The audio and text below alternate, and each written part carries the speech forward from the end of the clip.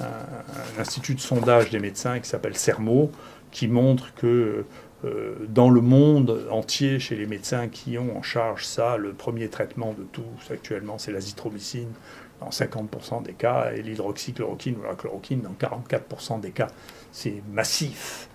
Ça veut dire que les praticiens adoptent ça parce que tout simplement ça marche. Et d'une manière très intéressante, et qui donnera probablement à réfléchir aux gens sur la méthode, est sorti un papier sur Remdesivir qui est dans le New England, qui est un défi à toute méthodologie, puisque pour la première fois, on ose publier une étude où il n'y a pas de comparatif. C'est-à-dire on ne compare ce traitement à rien, pas même historiquement. Donc c'est extraordinaire. Et donc la seule chose que l'on note, c'est qu'il y a une toxicité considérable, c'est-à-dire qu'il y a 60% d'effets secondaires, ce qui veut dire que ce médicament ne peut pas être utilisé en dehors des patients qui ont une forme très grave, mais les patients qui ont une forme très grave, on le sait ici, en réalité, n'ont presque pas ou n'ont plus de virus, ils ne sont plus à ce stade-là, ils sont à un autre stade.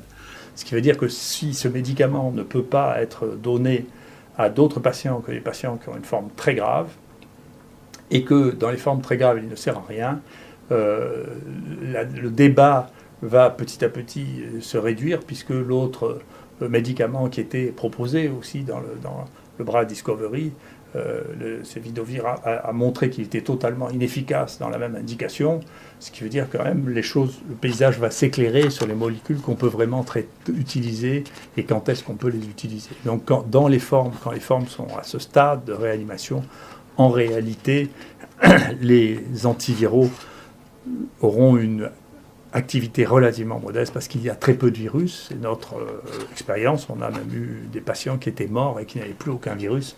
On voit mal comment un antiviral prescrit à ce stade pourrait avoir la moindre efficacité. Donc le traitement, c'est les formes modérées, c'est les formes qui sont sévères mais qui ne sont pas en réanimation, qui permettront de faire les choses. Mais c'est intéressant parce que parmi les auteurs, il y a des gens qui ont fait des grands commentaires sur nos méthodes, mais c'est la première fois que je vois un essai publié sans aucun comparateur, ni historique, ni géographique, ni rien du tout. C'est juste dans je ne sais combien de villes dans le monde, on a donné un peu de Remdesivir à des gens qui étaient malades, et avec tout ça, peut-être avec un ghostwriter, c'est-à-dire un auteur ad hoc, a réuni toutes ces données avec très peu de données biologiques pour dire, écoutez, voilà, on a donné du Remdesivir. Voilà. Et c'est intéressant parce que peut-être que c'est une des publications encore qui permettra de suivre avec intérêt les fluctuations absolument extraordinaires de l'action Gilead.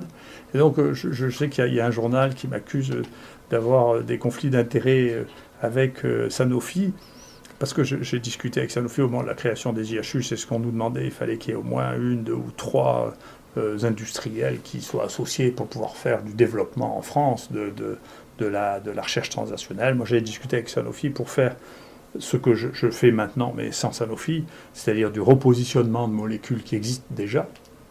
Puis les discussions ont capoté, donc on n'a pas travaillé avec Sanofi.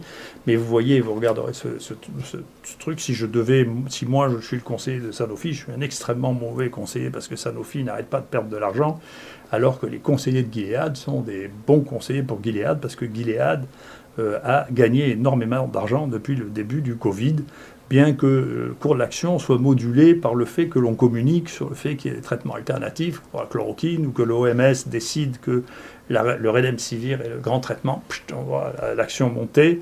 Et puis, tout ça, ce sont des choses qui sont intéressantes, et c'est sûrement un des paramètres, je ne sais pas l'interpréter plus que ça, mais il s'agit de sommes absolument colossales. Hein. On est en train de parler de la capitalisation de Gilead, c'est quelque chose de tout à fait énorme. Hein. Donc c'est intéressant de voir, vous voyez, les fluctuations de ce cours en fonction des annonces dans la presse